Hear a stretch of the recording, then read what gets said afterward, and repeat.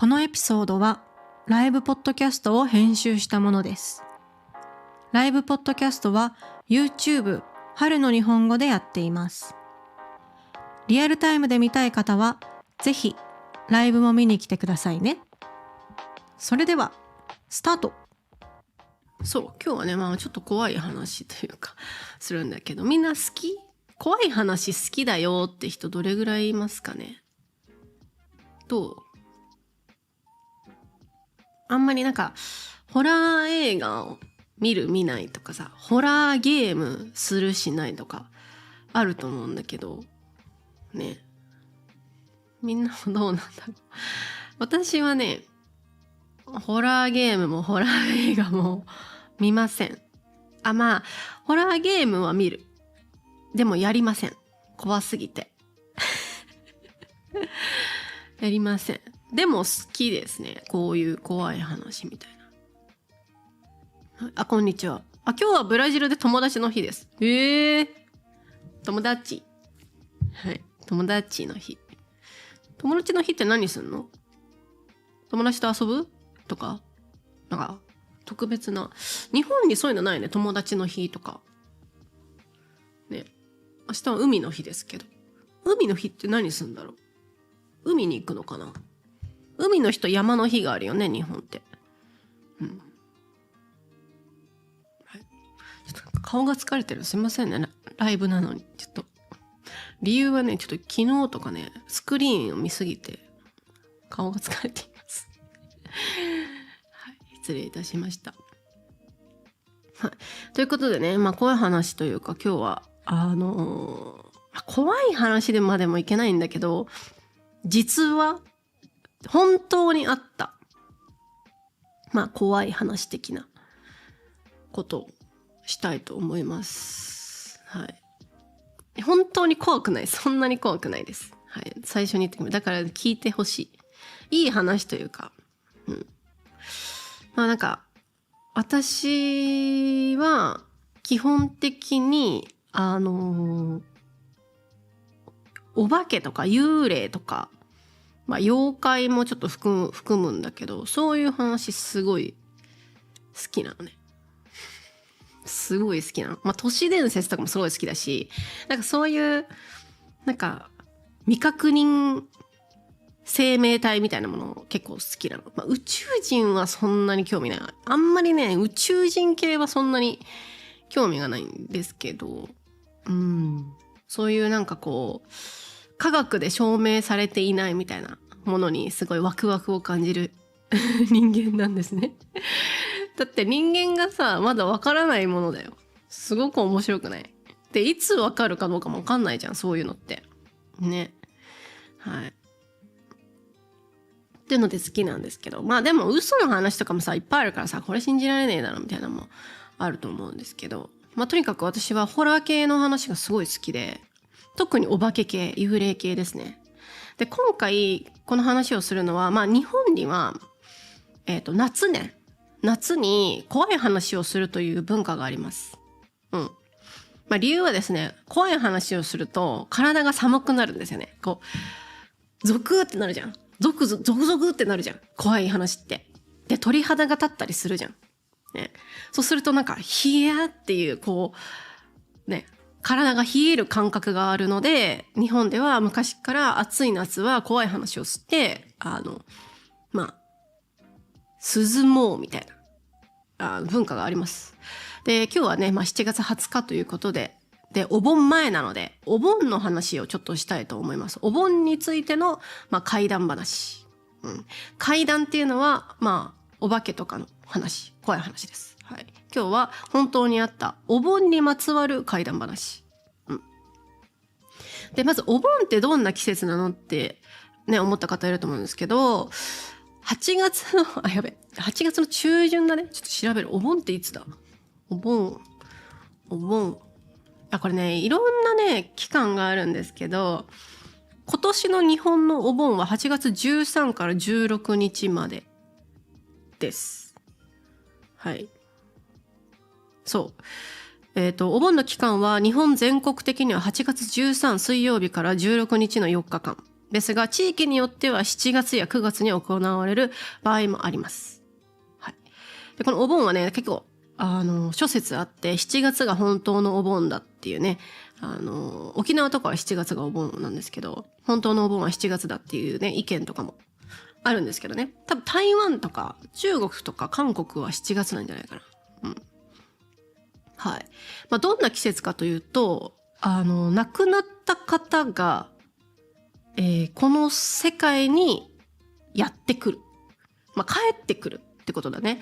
だから自分の先祖の、まあ、おじいちゃんおばあちゃんとかが、このお盆の期間には、この世界に降りてくるっていう意味があって、そのお盆の期間は、例えば実家に帰ってお墓参りに行ったりとか、おじいちゃんおばあちゃんの、ね、家に行って、まあ、なんかお寺のお坊さんとか呼んで、その家に仏壇がある人、仏壇っていうのはなんか、仏壇ね。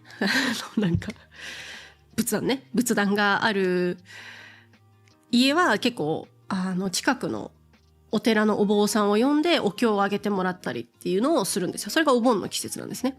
うん。で、私はね、東京生まれ東京育ちなんで、東京の人はあんまりお盆はそんなに意識しないと思うんですよね。実家に帰る人はいると思うんだけど。でもなんか私のお母さんは大分県の結構田舎だったので、毎年お盆には大分に帰って、私も、まあ、孫として帰って親戚が集まって、その、お寺のね、お坊さんを呼んでお経をあげてもらう。仏壇があるんで、はい、お経をあげてもらうということをしておりました。お盆ってね、すごく大切なんですよね。うん。はい。で、このお盆っていうのはさっきも言ったんですけど、亡くなった方がこの世界に帰ってくるということなので、まあ、幽霊を見るという人もね、多いわけなんですよ。うん。ね。はい。で、まあ今回私が話す話は、まあ、私が体験したわけじゃないんだけど、聞いた話ですね。でも、多分、実話に近い。実話である可能性が 98% ぐらいっていう話です。うん。で、私はもともと、その怖い話とかね、あんまり興味なかったんです、実は。私今めちゃめちゃ好きなんですよ。興味なくて、もともと。なんか、理由は、信じられないから。シンプルにね、お化けとか見たことねえし、みたいな。私霊感ゼロなんで、おそらく霊感ゼロなんで、もう怖いこととか今までないんですよ、経験が。うん。ね。なので信じてなかったんですけど、この話を聞いてから私はお化けというものを明確に信じるようになりましたね。幽霊みたいなもの。で、そう、私好きなのよ、お化けが。YouTube でよく怪談話とかを聞きますね。うん。なんか空いてる時間とか隙間時間に、料理中とか、なんかお風呂入ってる時とか聞きますね。うん。よく見るのは七不思っていう、YouTube チャンネル名七不思かな。七不思。七不思。違うな。七不思議。七不思議。七不思議だ。七不思議っていう、実体験怪談をよく喋っているビデオとか、あとなんか、まあ他の怪談チャンネルをよく聞きますね。まあ本当にあったかどうかってぶっちゃけわかんねえんだよ。本当っぽいなと思って聞いてて、まあ面白いんで、本当にあったらおもろいなっていう、ロマンみたいな部分ですね。で聞いたりしてますね。うん。で、ホラー映画は見ないです。でも。理由はシンプルに怖い。なんかびっくりさせられるのはあんまり好きじゃない。私が好きなのはびっくり系じゃなくて、なんかこう、本当にあった話をベースにしたもの。うん。で、だから幽霊って知らんけど、私が聞いた話は、直接に人を攻撃するようなことをしないらしいんですね。でも映画ってさ、直接人攻撃するじゃん。追いかけてくるとか。なんか直接手を下してまあ、人の命を奪ったりするんですけど、実はね、本当の、まあ、幽霊みたいなものはそういうことをしないんで、皆さんそんなに追えなくていいらしいです。ただマインドコントロール的なことはよくあるらしいですね。気づいたら自分が意識がない行動をしていたみたいなことで、自ら命を絶ってしまうとか、事故に遭ってしまうっていうことはよく聞きますよね。私が今まで聞いてきた怪談話で。はって気づいたら自分が道路の真ん中にいたとか、そういうコントロールをされてしまうっていう話をよく聞きますね。はい。そういう話は結構面白いなと思って聞いていますけれども、ホラー映画は見ませんという。はい。はい、こんにちは皆さん。はい、こんばんは。で、はい。ちょっと本題に入るんですけど、そんなに大した話じゃない。私がその幽霊を信じるようになった話は、ある日ね、おじいちゃんが亡くなって、2020年ですね、うちのおじいちゃんでコロナの時に亡くなってるんですけど、誰かが亡くなった後のお盆ってすごい大切なんですよ。初盆って言うんですね。人が亡くなって、どなたかが亡くなった後のその後すぐのお盆っていうのは結構大切で、初めておじいちゃんが亡くなってからこの世界に帰ってきてくれるっていうのが、お盆の時期。だから初盆って言うんですよ。だから初盆は結構、大切な時期ですね。で、だから2021年とかだ、多分。に、夏ですね。大分に行ったんですよ。で、初盆なんで、いとことかがみんな集まっていて、ただコロナだったんでそんなに多くなかったんですけど、おばちゃんとかいとことかが、来てて、親戚が来てたんですね。で、夜ね、結構田舎の家なんで結構でかくてみんな雑魚寝するんですよ。川の字になってみんな布団敷いて、広いんでみんなバーって寝るんですね。で、その時に、その親戚の中の一人が、おじいちゃんを見たと。夜にね。っていう話をしてて。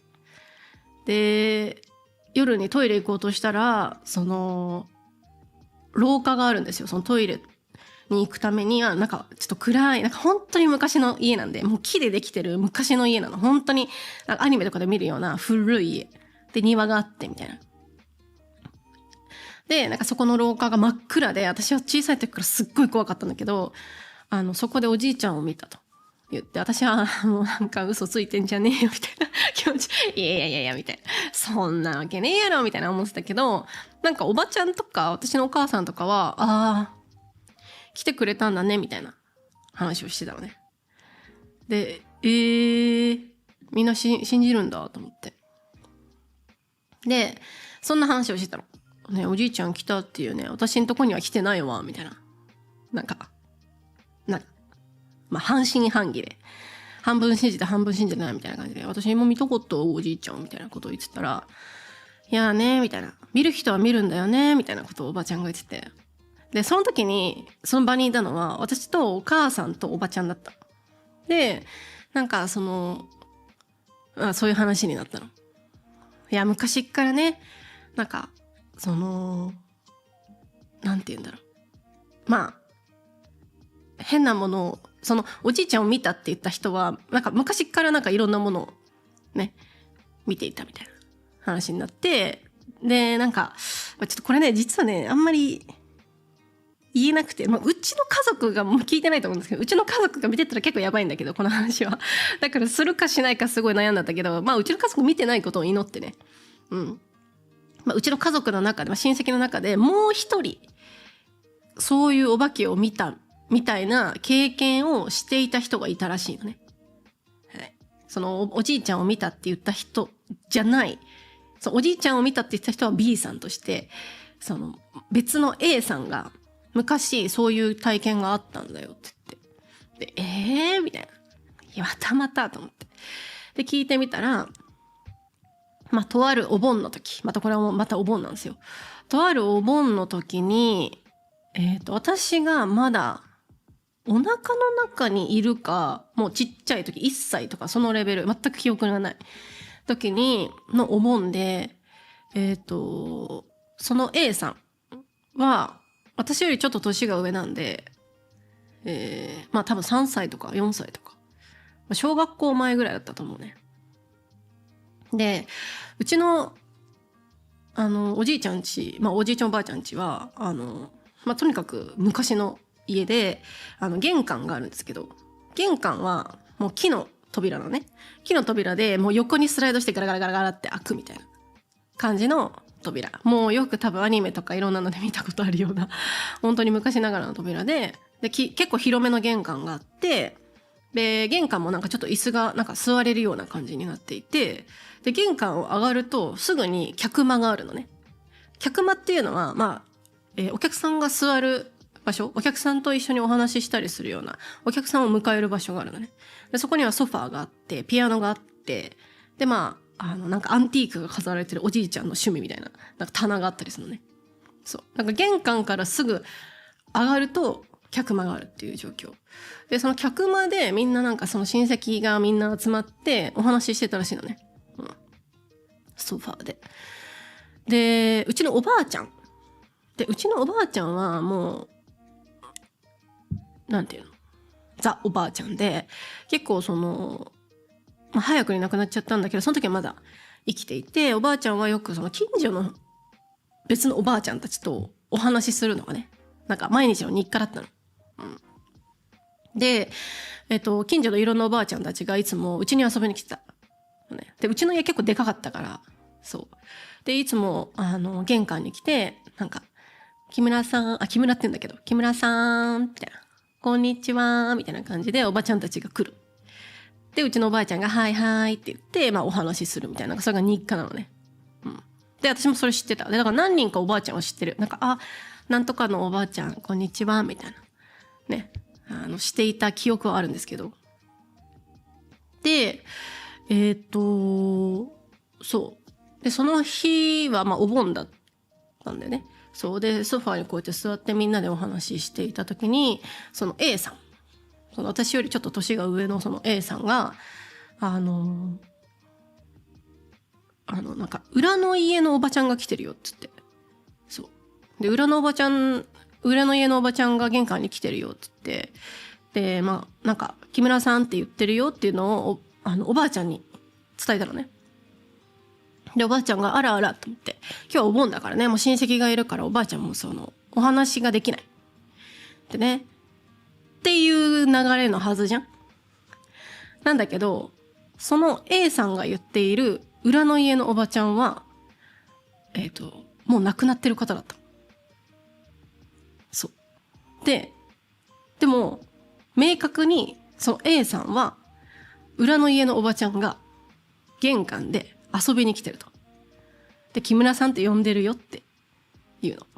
で、だからその A さん以外はもうみんな分かってるわけ。裏の家のおばちゃんはもう亡くなってると。しかも最近なんだよね。1週間とか1ヶ月前とかに亡くなったばかりのおばあちゃんで、ってなってみんな玄関を見たら誰もいないと。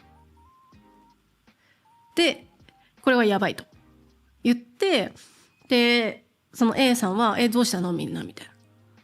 おばちゃん来てるよみたいに言ってるけど、いや、いいからって言って、その客間からとりあえず避難して、リビングに移ったっていう話を聞いたのね。で、わっって思ったの。怖っと思って。だから多分、お盆だから遊びに来ちゃったんだろうねっていう。で、まあ、多分おばあちゃん家に来るのが日課だったから、だからまあよくね、その亡くなった方っていうのは、その生前生きてる時に習慣にしていたことをしたりするっていうよね。だからうちのおばあちゃんに会いに来たんじゃないかと。だからなんか、個人的にはなんか私はいい話だと思ってるんだけど、まあ、それを体験した、そのおばちゃんとか、うちのお母さんはマジで怖かったって言っていて、で、ふーんみたいな。最初ふーんだったの。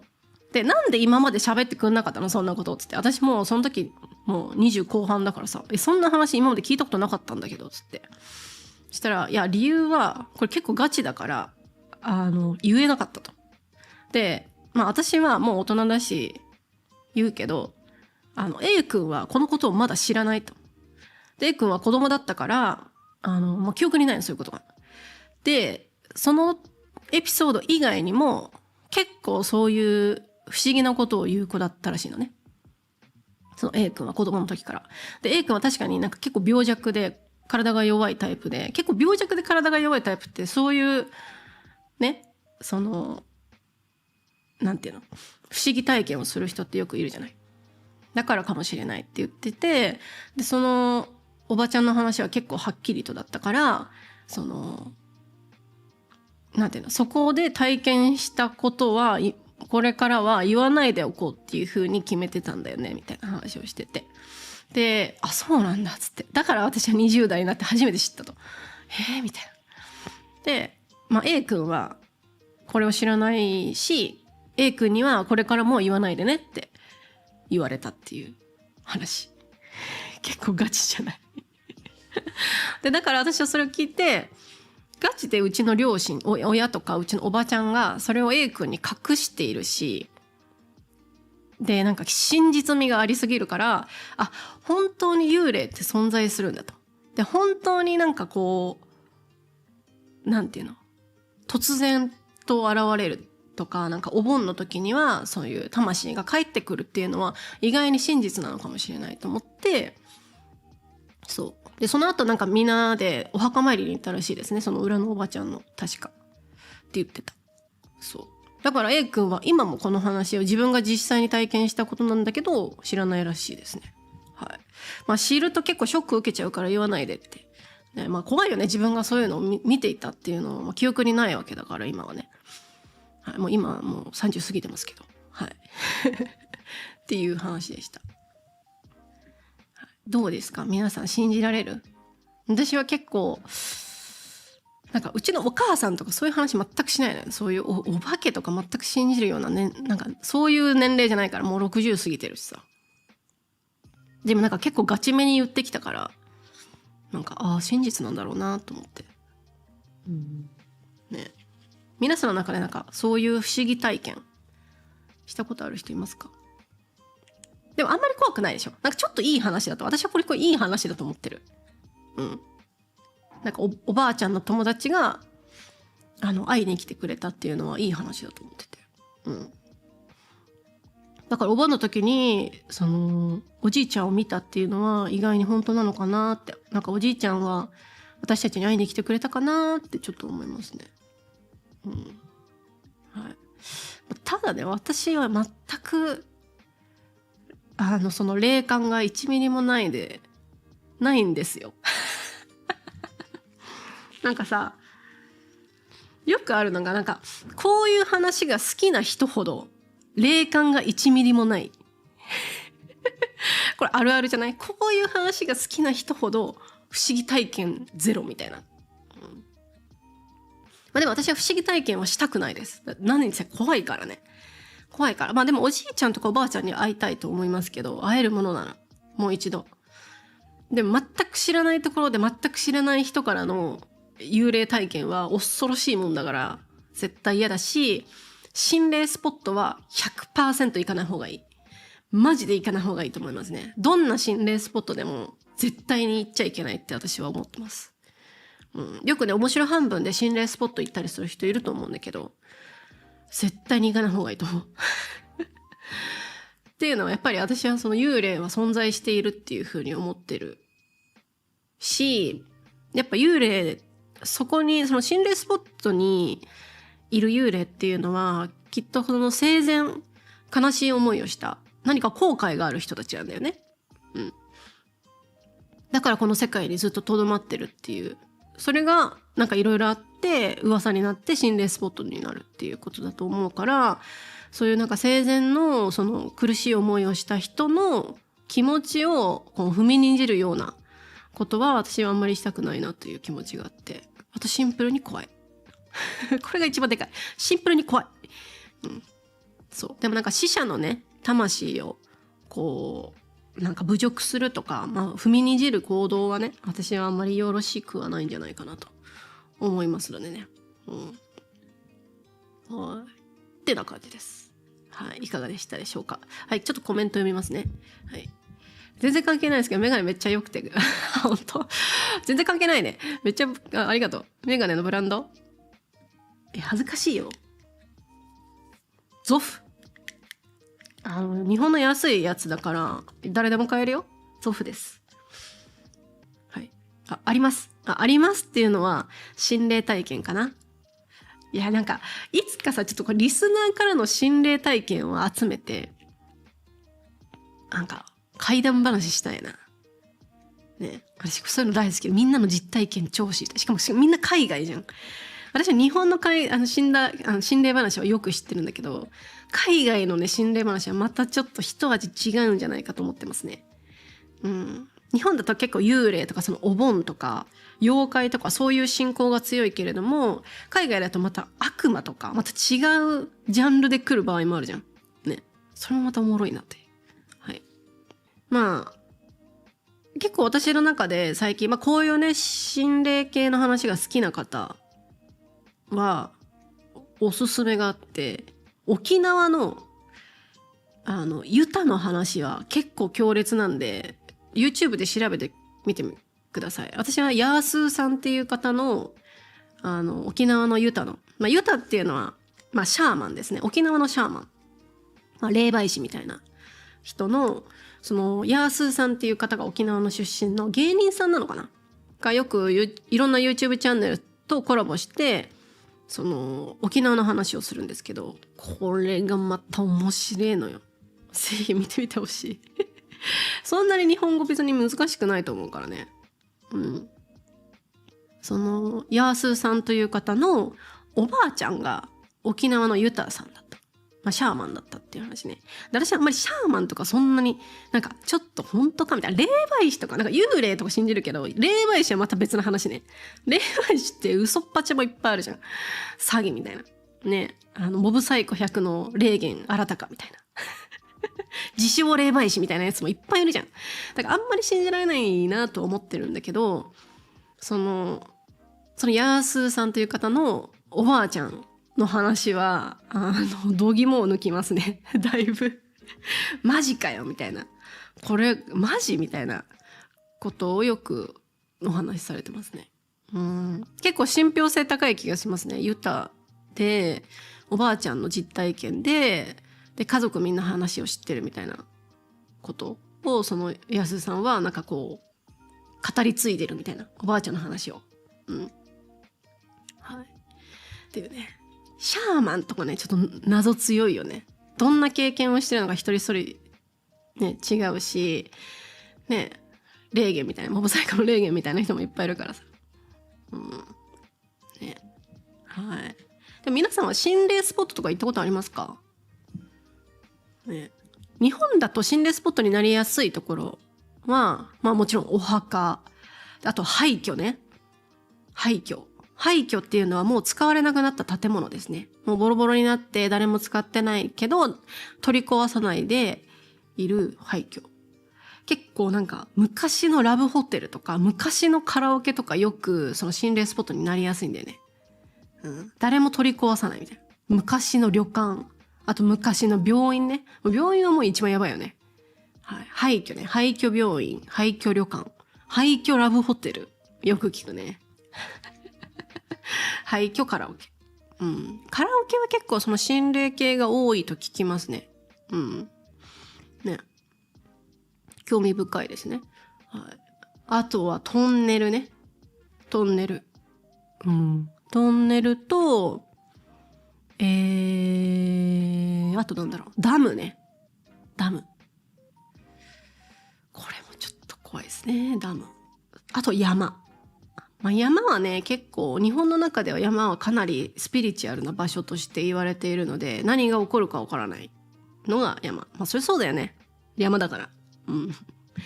でもやっぱり山にはね、いろんな、ね、山ってのはもう何百年って存在するものだから、何千年ね、下手したら。だからそういうところに行くの皆さん気をつけてくださいね。気をつけてくださいっていうのもあれだけど。なんか、ね、霊感がある人とかいるのかな。自分はよく幽霊見ますとか、そういう人いるのかな、私のリスナーさんに。ね。でも大変みたいね、霊感がある人の人生ってかなり。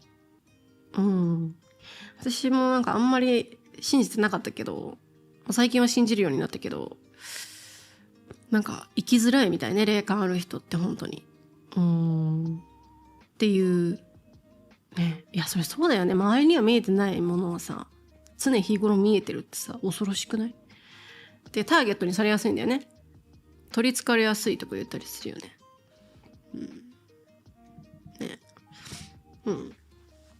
まあ最近だと幽霊系アニメでもおすすめが結構ありました、私は。そう。幽霊系アニメあんまりないんだよね。あんまりね、ホラー系アニメってないんですよ。で、一番有名なのはなんかマニアックとかね、伊藤潤二さんの。あれはなんかホラーっていうより人間的なホラーだから、ちょっと違うんだよね。マニアックとかはね、みんな知ってると思うけど、個人的になんかホラーで、お化け系のホラーで、個人的におすすめなものをちょっと紹介したいと思うんですけど、最近やってるのだとダンダダンかな。ダンダダンは妖怪系ですね。でもあんまりなんか怖くはない。1ミリも怖くないしおすすめというか最近やってたもので言うとダンダダンを思いつきますね。あとはミエルコちゃん。私が一番好きっていうかホラー幽霊お化け系で結構好きなのはミエルコちゃんですね。はい。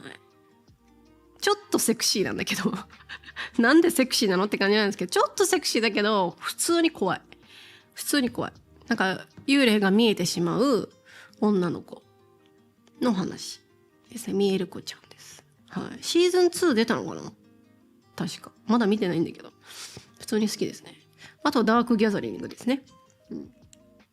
ダークギャザリングはもうガチホラーです。もう心霊スポットに行って幽霊と戦うバトルアクションなんですけど幽霊と戦うバトルアクションアニメってなんやねんみたいな感じですけど、めちゃめちゃおもろいです。怖いし。ダークギャザリングはマジで私3回ぐらい見てるかも。好きすぎて。ちょっとって感じはあるかもしれないけど、ダークギャザリングのいいところは幽霊と戦う時にこっち側も幽霊を出すんですね。ポケモンみたいな。ポケモン出てきたらポケモンで返すみたいなね。そのポケモンがねめちゃめちゃかっこよくて、幽霊たちが。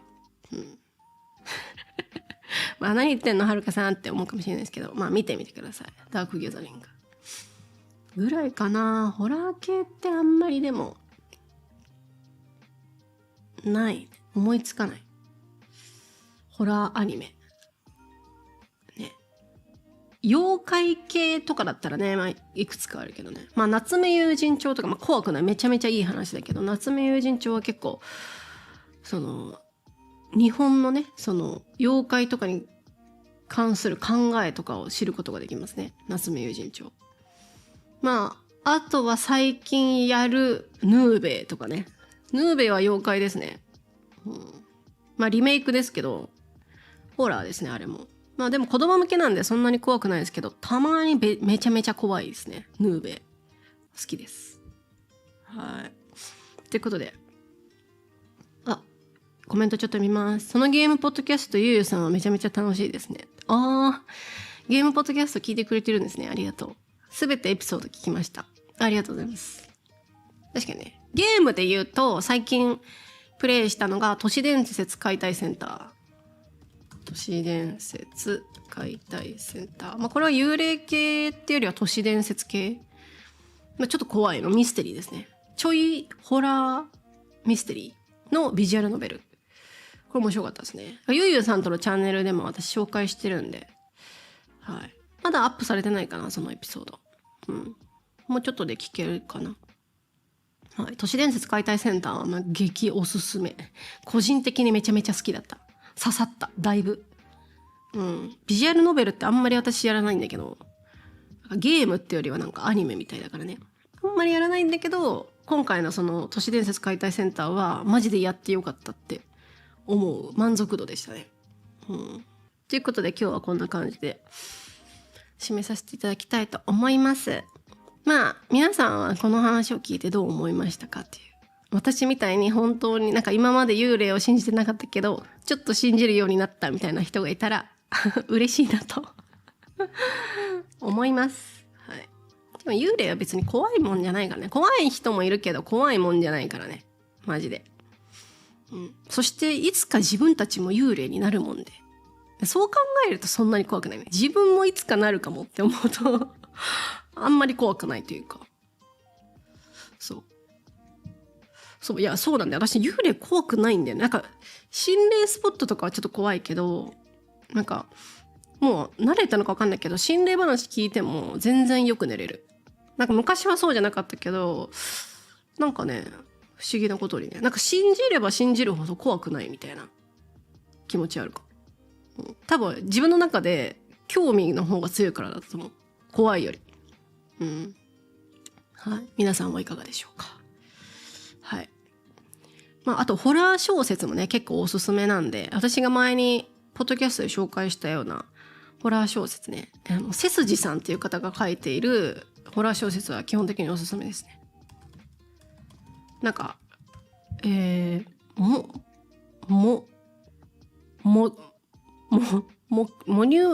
んだっけモキュメンタリーっていうのかな、ドキュメンタリーじゃなくてモキュメンタリーみたいな名前のジャンルなんだよね、この本で。佐治さんっていう方が書いているモキュメンタリー、なんか本当っぽい、フィクション、ノンフィクションっぽいフィクションの話。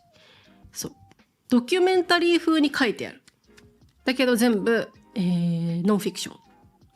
全部フィクション、嘘。作った話だけど読んでいるとそうじゃない感じがすごい強いみたいな、まるで本当に起こったかのようなドキュメンタリーのような書き方をしてるっていうのが、この背筋さんのホラー小説です。すごい怖いですすごい怖いっていうかすごいリアル、うわありそうみたいな、本当にありそうみたいな感じで私は大好きですね。新刊を今私は待っていますけれど、はい。僕は個人的には幽霊を信じていないが、時々説明のつかないことが起こることはあると信じているんですね。いいですね。確かにそれがワクワクするよね。なんか説明がつかないことが起こるのが私はすごい大好きで、だから証明したいの、逆にね。なんか人間が証明できないようなことが起こると誰か証明してくんないかなっていうそのワクワク、面白いですよね。はい。まあでもなんかそういう話のほとんどは意外に偶然とか人間のやったこととかいろいろあるんですけど、まあ中にはね本当に不思議なことがあるのでね、それはね、面白いなと思います。ということで今日はこんな感じで、サニーサイドジャパニーズポッドキャストもありますので、ぜひそちらも聞いてみてください。ゆうゆうさんとのゲームチャンネルもありますので、そちらもよろしくお願いいたします。ということで皆さん今日もありがとうございました。はい。また次回。さよなら。バイバーイ。